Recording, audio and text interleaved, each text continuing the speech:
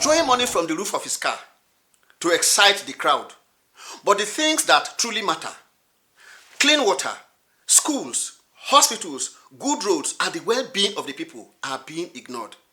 From the roof of his car, he flings cash like confetti to the frenzied masses, while the sacred duties of governance, the solemn trust of office, rots in neglect under his vainglorious hand. What a profligacy, mountebankery, and ostentation. What a largesse profanation, malodorous dissipation, prodigality, and demagoguery. Why am I even quick to blame him for his misprision in munificence, when already we carry the blame as well? We curse them, we condemn them, we call them incompetent, corrupt, clueless. Some of us even call them prevaricators, perfidos, or votary of apostates, turncoats, charlatans, dismembers, impostors, and poulterers. But let me ask a hard question. How did he get to that position? How? In a democracy, leaders do not fall from the sky. They rise from the ballot. When we vote based on tribe instead of talent, when we choose religion over results, when we applaud slogans but ignore substance, when we collect money for our votes and call it our share, we are not just electing leaders. We are not just licensing mediocrity. We are endorsing incipience, pusillanimity, inanition, and paltriness. Our roles as pernicious exemplars and malefactors, endogate and lean, emblazing us as ethnocentrists, parochialists, sectarian chauvinists, and flagitious electors. The parochialism is laced with malodorous effluvium and putrescent miasma. A politician who buys votes will sell governance. A candidate who wins through manipulation will govern through impunity.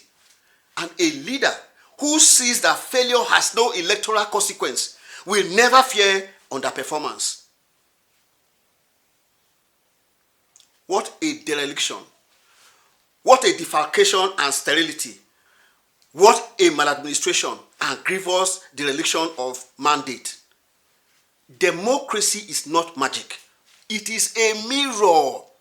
If we tolerate corruption, corruption will govern us. If we celebrate noise over knowledge, noise will legislate for us. If we defend incompetence because he is our son or she is from our church, then we should not be shocked when competence never enters the room. That is unequivocally tantamount to sanctioning mediocrity, canonizing incompetence, consecrating failure, licensing ineptitude, subordinating merit to parochial loyalty, and betraying the public trust of private affinity. And that in itself is nothing less than the sacrament of mediocrity, where bloodline and pew attract competence. Blind loyalty, that is abdication of civic duty. We cannot disappear after election day and then reappear 4 years later with outrage. Accountability is not seasonal. Accountability bows to nothing, neither pomp nor parade nor partisan favor. It talks every deed and leaves no duplicity unexposed.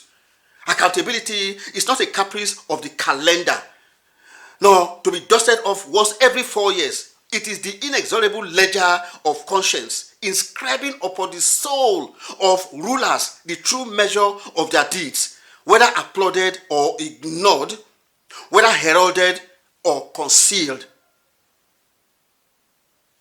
Let me be clear. Politicians carry power. They carry responsibility. They must answer for their actions. But electorates carry something just as powerful, and that is choice. And every choice shapes consequence. A democracy does not become corrupt overnight. It decays gradually. Each time citizens excuse what they should confront, each time they ignore what they should investigate, each time they reward what they should reject.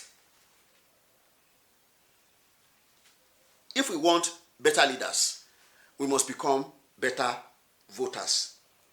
Because in the end, a nation rarely rises above the standards its citizens are willing to enforce. So, before we curse the government, before we trend hashtags, before we shout bad leadership, let us look at the ballot. Because every bad leader was once a good option to somebody.